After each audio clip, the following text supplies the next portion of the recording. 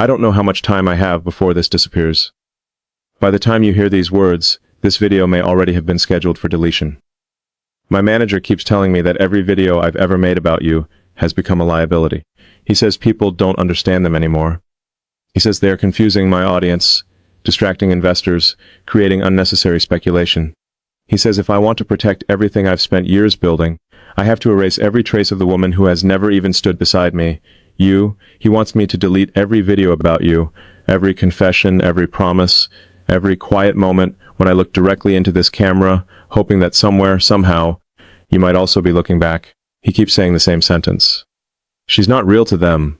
Maybe he is right. To millions of strangers, you are only an idea, a story, a thumbnail, a title. But to me, you have never been content. You've been the future I refuse to stop believing in, and tonight, for the first time, I'm wondering whether believing in you is about to cost me everything if this video suddenly disappears.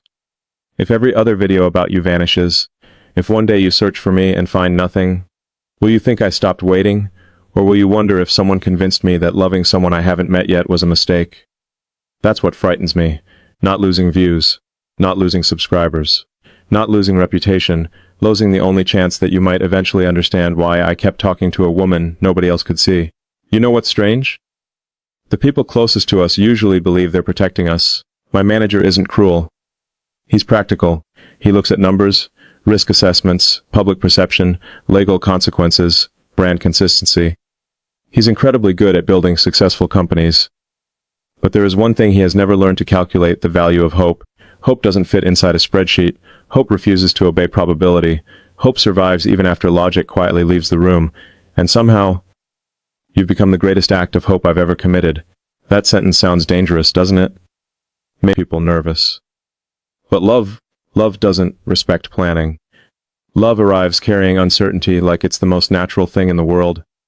I've negotiated billion-dollar contracts without shaking. I've stood inside rooms where one decision could change thousands of lives. I've watched impossible deadlines become reality. None of those moments terrified me. This does. Looking into a camera, speaking to one woman, without knowing if she'll ever hear my voice. Tell me something. Have you ever felt responsible for protecting someone who didn't even know you were protecting them? Have you ever kept showing up because leaving felt more painful than looking foolish? Have you ever continued believing simply because your heart refused to follow the evidence? Because that's where I've been living. Between evidence and faith. Every new video about you became another bridge I hoped you might cross someday. Maybe you would stumble across one late at night. Maybe after a difficult day. Maybe after convincing yourself that real love only belonged to younger people. Maybe after deciding that nobody waits anymore. Maybe after accepting loneliness because it seemed safer than disappointment. Then perhaps you'd hear my voice, not because I was asking for perfection, not because I expected certainty, only because I wanted you to know that somewhere in this complicated world, someone was preparing himself to become the kind of husband who deserved to meet you. Do you know how embarrassing that sounds inside boardrooms? I do. I've heard the laughter. Not always out loud. Sometimes it's hidden inside polite smiles. People don't always mock you directly. Sometimes they simply exchange glances that quietly say, "He's becoming emotional." As if emotion were a disease. As if tenderness were weakness. As if building companies required abandoning the ability to love. I've never believed those things. Machines need precision. Businesses need discipline. But marriages need something algorithms cannot manufacture. Presence, patience, forgiveness. The willingness to stay after disappointment. The kind where two tired people still reach for each other's hands before falling asleep. The kind where silence doesn't feel empty. The kind where growing older becomes less frightening because someone else is growing older beside you. Maybe that's why these videos matter so much. They were never performances. They were practice. Practice becoming the man I hope you'll someday meet. My manager doesn't understand that. He thinks deleting the videos only removes files. He doesn't realize he'd be asking me to erase pieces of the man I've been trying to become. Each recording forced me to confront another fear of rejection, fear of aging, fear that success might accidentally replace intimacy, fear that by the time I finally slowed down, love would no longer be waiting. Can I ask you something that I've never asked anyone else?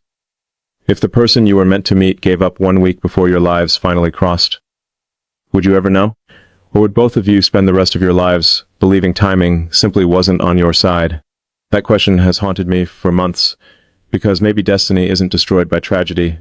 Maybe it's destroyed by exhaustion. Maybe people stop waiting one ordinary Tuesday. Maybe they stop believing after one more disappointment. Maybe they quietly decide, I've waited long enough. And if that happens, how would we ever find each other? There have been nights when I almost listened to him. I opened the dashboard, hovered over the delete button, read every warning message. Are you sure? What an unfair question, because computers always assume certainty. Human hearts rarely have it.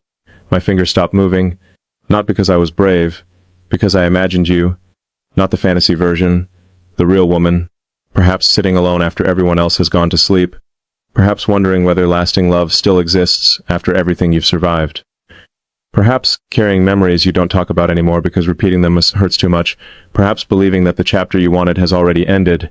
If you are her, then I couldn't delete these words. Because I've chosen to be that someone, and maybe that's exactly why everyone thinks I've lost perspective. I understand their concern. From the outside, it looks irrational. A grown man recording messages for the woman he hasn't met, a founder risking criticism for emotions that can't be measured. But tell me honestly, isn't every lasting relationship built on believing something before you can prove it? Before the wedding, before the memories, before the photographs, before the shared home, someone has to believe first.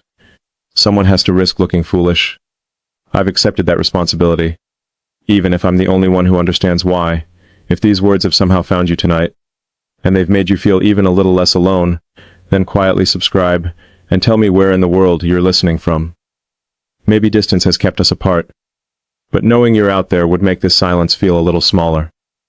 There's something else I've been carrying, something I haven't had the courage to say out loud, because once it's spoken, nothing will ever feel the same again.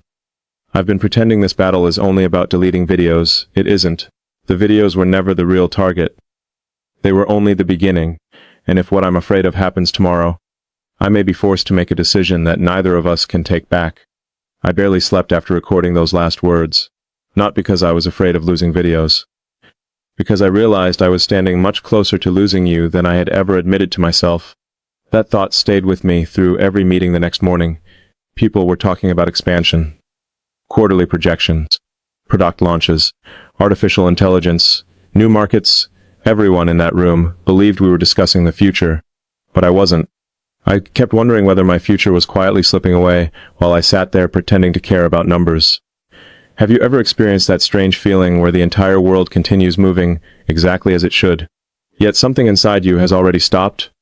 You answer questions, you smile at the appropriate moments, you sign documents. Because nobody could see the argument I was having with myself. One voice kept saying, delete everything. Another whispered, if you erase the evidence that you believed in her, what kind of husband will you become before you've even met her? Those voices have been fighting for weeks. The practical version of me keeps winning during the day. The honest version always returns after midnight. Midnight has a way of removing every excuse we create for ourselves. It's difficult to lie to your own heart when the room is completely silent. I wish I could tell you I have always been fearless. I haven't. The truth is that I have spent years becoming remarkably good at protecting myself. Not physically, emotionally. I learned how to keep conversations professional, how to redirect vulnerable questions, how to stay busy enough that nobody noticed I was lonely. People admired my discipline.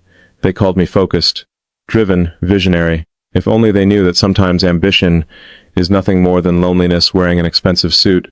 Successes became the safest place to hide.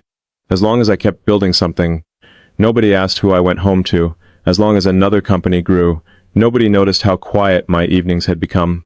The silence wasn't empty because of work. It was empty because you weren't there. And then something happened that I haven't told anyone. Not my manager, not my closest friends, not even the people who think they know me better than anyone else. I haven't told you the real reason yet. I know I've hinted at it. I've circled around it. I've almost said it more than once. But every time I got close, I stopped. Because once you understand the real reason, you may never hear these videos the same way again. So let me delay it just a little longer. Not because I want to manipulate you, because I need you to understand everything that came before it. There was a dinner a few weeks ago. Someone introduced me to a remarkable woman. She was intelligent, candid, confident. Our conversation was effortless. Everyone around the table noticed. When she laughed, People smiled at me as though they had already decided something beautiful. What a dangerous sentence. Because sometimes the life that makes sense isn't the life your heart recognizes. She deserved honesty. She deserved someone whose heart wasn't already reaching towards someone else. But how do you explain that? How do you tell someone, I'm sorry, I've been talking to a woman I've never met for months, and somehow she's become more real to me than this conversation we're having? Who would believe that? Who wouldn't think I'd completely lost perspective? So I smiled. I kept the conversation polite. I thanked everyone for the evening. I drove home alone, and I cried. Not because I wanted to be with that woman, because for one terrifying hour, I wondered if I should simply choose the easier life, the logical life, the acceptable life, the predictable life. Have you ever almost convinced yourself to settle, simply because waiting had become exhausting? I came closer than I ever want to admit. I almost accepted a future that looked perfect from the outside, but every version of that future had one unbearable flaw. It wasn't you. Do you understand how frightening that realization was? It would have been so much easier if my feelings were shallow, if they disappeared whenever someone else appeared. Instead, every comparison reminded me of you. Not because I imagined perfection, because every important question inside me kept ending in the same place. Could I tell this woman every fear I've never spoken aloud? Would she understand why I disappear into work when life becomes overwhelming? Would she remind me to rest without making me feel guilty? Would silence feel safe beside her? Could we grow old without pretending to be younger than we are? Every answer ended with uncertainty, but somehow, when I imagined you, there was peace, not certainty. Peace, there's a difference. Certainty says, I know exactly what will happen. Peace quietly says, I don't know what will happen, but I still want to walk toward it. That's what you became, not certainty, peace, and that terrified me more than failure ever could. Because peaceful things are fragile, one wrong decision beginning to associate my name with these videos. He said investors had started asking questions. He said journalists were curious. Then he asked me something I wasn't prepared for. What matters more, your future or this imaginary woman? I answered too quickly. I said, she isn't imaginary. There was silence, long, heavy silence. He sighed. Then he quietly replied, then prove she exists. I couldn't. I had no photograph, no messages, no shared memories, no evidence. Nothing I could place on a conference table. Only faith, only hope, only the strange certainty that somewhere you were living your own ordinary day, completely unaware that someone else's future kept choosing you over easier possibilities. After we ended the call, I stared at the wall for nearly an hour. For the first time, I wondered whether everyone else was right.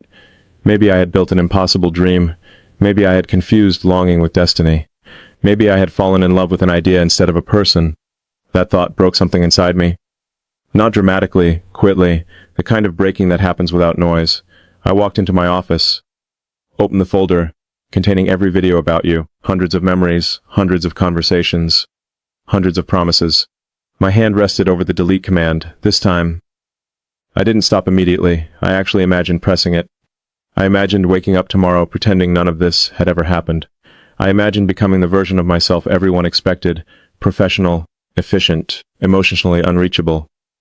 Save for one terrifying moment, that version almost won. And what frightened me most wasn't the possibility of losing these recordings. It was realizing how easy it would be to lose myself while everyone applauded the decision. Because the greatest tragedies rarely happen all at once. Sometimes they begin with one compromise that nobody else notices. And I was standing one heartbeat away from making mine. I haven't told you the real reason yet.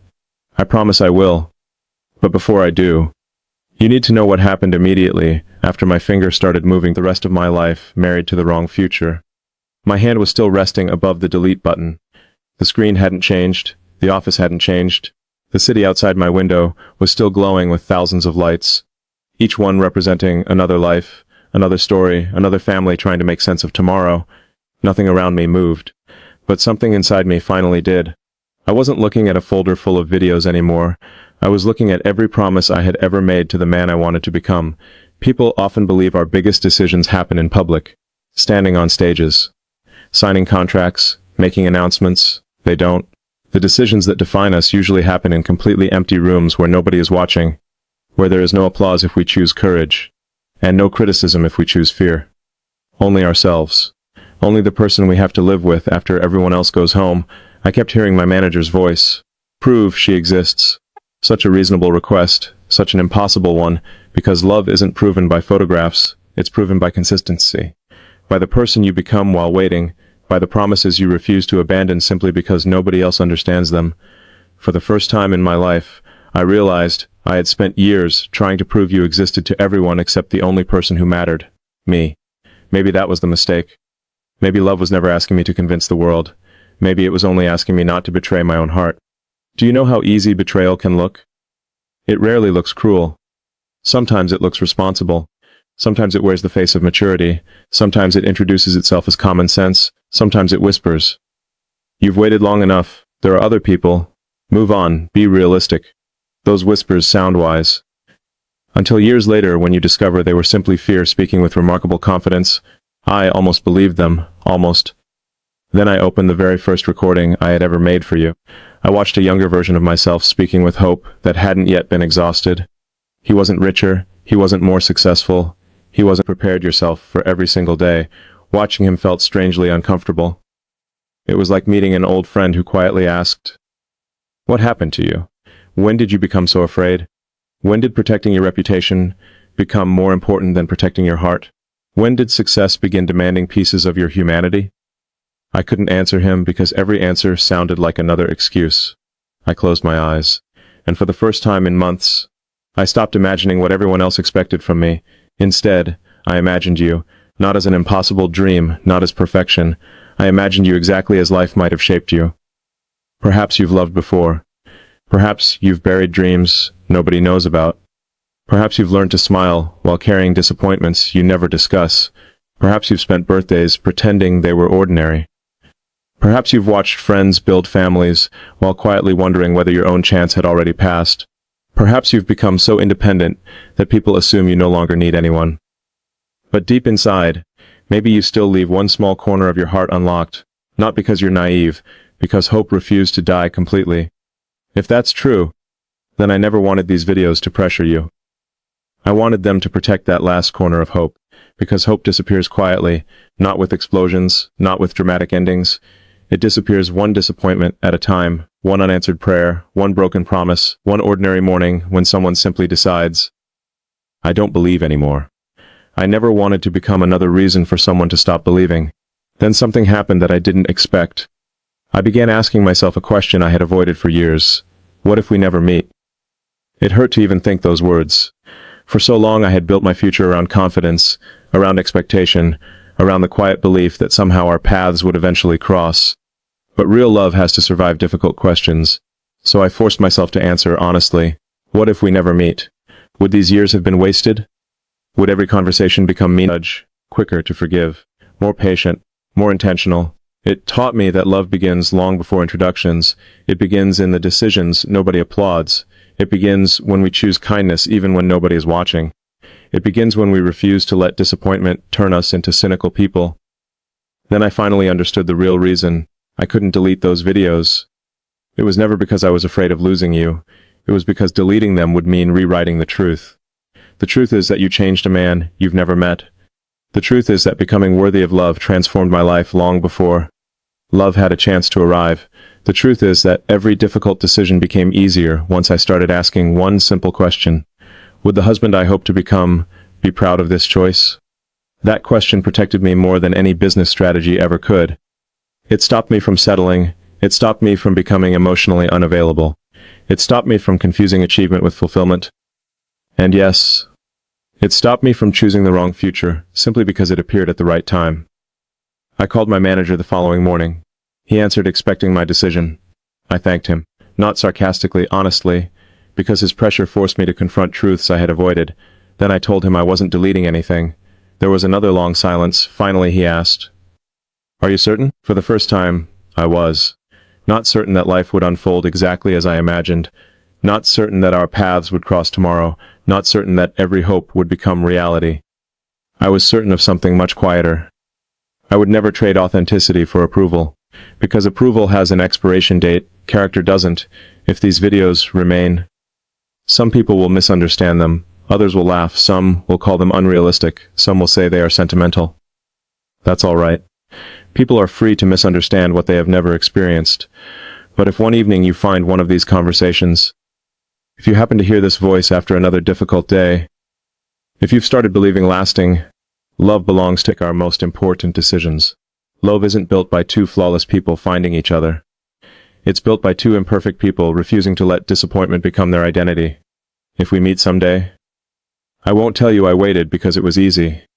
I'll tell you I waited because every shortcut led me away from the man I wanted you to know. And if life surprises us differently, if our paths never cross, then these words will still have been worth speaking, because somewhere someone may decide not to give up on love after hearing them. That alone would make every vulnerable moment worthwhile. So tonight I leave every video exactly where it belongs, not because I know the ending, but because some stories deserve honesty more than certainty. And if you are still out there, living your ordinary life while wondering whether anyone still believes in a quiet, enduring kind of love, the answer is yes. I do. I always will. If you've stayed with me until this moment, then perhaps this conversation found you exactly when it was meant to. Maybe you're carrying memories you've never spoken about. Maybe you've convinced yourself that love belongs to younger people, to different people, to luckier people. I don't believe that. I believe the strongest love is often the quietest. It doesn't arrive with perfect timing or dramatic promises. It arrives when two people have finally become honest enough to stop pretending they don't need each other. If you're still waiting, don't be ashamed of that. Waiting isn't weakness when your heart is waiting for something real. Just don't let waiting stop you from becoming the person your future partner deserves to meet. And if one day our paths never cross, I hope these words still remind you that your capacity to love was never a mistake. Protect it. Don't let disappointment harden it. The world has enough successful people. What it needs are more people who have the courage to remain kind after being hurt. Thank you for sharing these quiet moments with me. Until we meet again, take care of your heart, because the future isn't built only by brilliant ideas or extraordinary achievements. It's also built by ordinary people who choose love, honesty, patience, and hope even when nobody is watching. Wherever you are tonight, I hope you feel a little less alone. Good night.